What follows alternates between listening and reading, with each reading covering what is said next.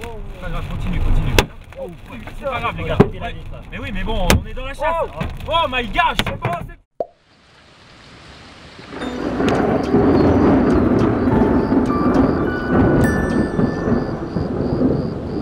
Ce soir, on a rendez-vous avec quelqu'un qui a un métier vraiment extraordinaire. Alors, on va pas pouvoir se rencontrer en vrai à cause du Covid, mais vous allez voir que ça va quand même être hyper spectaculaire. Salut Dean. Salut Julien. Bon, alors on peut pas se voir en vrai ce soir, mais c'est pas grave, on honore quand même ce rendez-vous. C'est quoi ton métier, Dean? Je suis météorologue, plus précisément prévisionniste. Donc, ça veut dire que c'est toi qui vas nous dire si demain il va faire beau ou s'il va pleuvoir. C'est ça, ouais. Et c'est moi qui va éventuellement me faire engueuler si les prévisions sont pas très bonnes, enfin, sont pas conformes à ce que j'avais prévu. D'accord. Puis tu travailles donc à Météo Suisse à Genève. Et puis là, en ce Oui. moment, tu es où? Alors, je suis dans la salle de prévision de Météo Suisse. En fait, c'est le centre régional pour la Suisse romande. Et on est ouvert, en fait, 24 heures sur 24 ici. Donc, Tu vas faire toute la nuit, là, alors? je fais toute la nuit. Donc, pendant le tour de nuit, je suis seul, en fait, en salle de prévision. Il y a donc toujours quelqu'un 24 heures sur 24. On voit la salle de prévision, il y a d'autres écrans. Il y a par exemple ici des webcams où on peut voir ce qui se passe en direct. On a une vue, je dirais, complète en fait, de ce qui se passe en Suisse romande et même dans les zones, dans les régions voisines. Dis-moi, il paraît que tu te passionnes depuis longtemps pour les phénomènes météorologiques, même un peu extrêmes. Comment ça a commencé tout ça pour toi?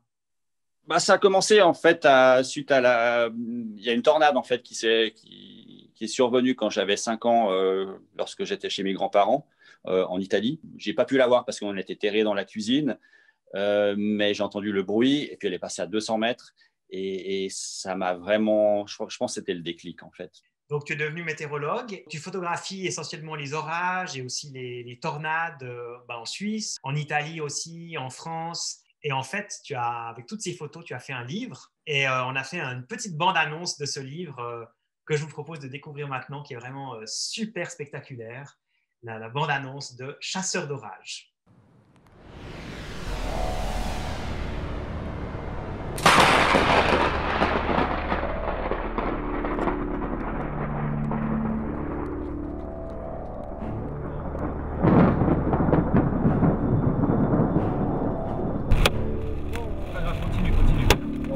C'est pas grave, les gars. Ouais. Mais oui, mais bon, on est dans la chasse.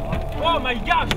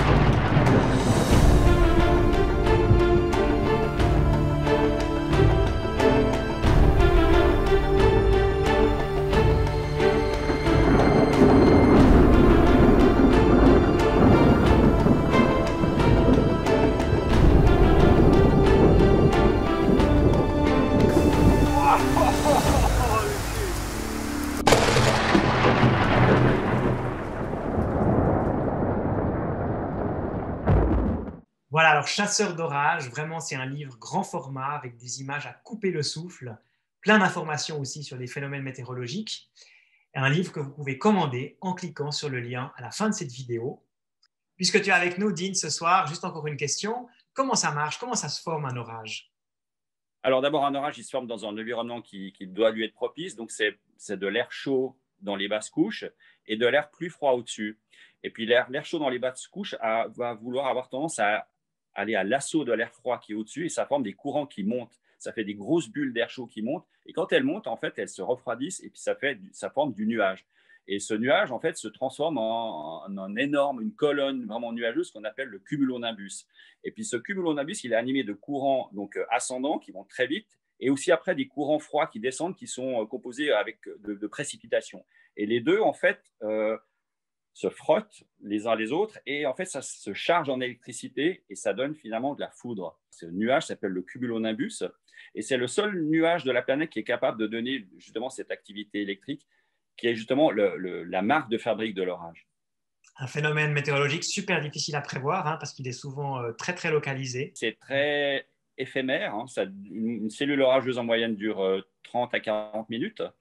Il y a certains orages plus élaborés, plus organisés qui peuvent durer plus longtemps, comme ce qu'on appelle les supercellules, qui peuvent durer plusieurs heures. Mais quand même, c'est difficile à prévoir. On ne sait pas encore vraiment prévoir exactement où un orage va se produire. On peut dire à peu près la zone, mais la localisation exacte, on n'est encore pas capable de le faire. Donc, ce qu'il faut imaginer, c'est quand Météo Suisse ou Météo France nous annonce une grosse cellule orageuse, il y a Dean qui saute dans sa voiture, tu fonces là-bas, tu mets tous tes appareils photo, tu fais des photos, des fois tu as même les cheveux qui se dressent sur la tête, il paraît tellement il y a de l'électricité dans l'air. Donc à ce moment-là, en général, il vaut mieux quand même partir. Et tu nous ramènes des images magnifiques que vous pouvez découvrir dans ce livre. Chasseur d'orage, il est là, il est tout beau, il vient de sortir et je vous invite vraiment à découvrir ce livre en le commandant sur le lien à la fin de cette vidéo.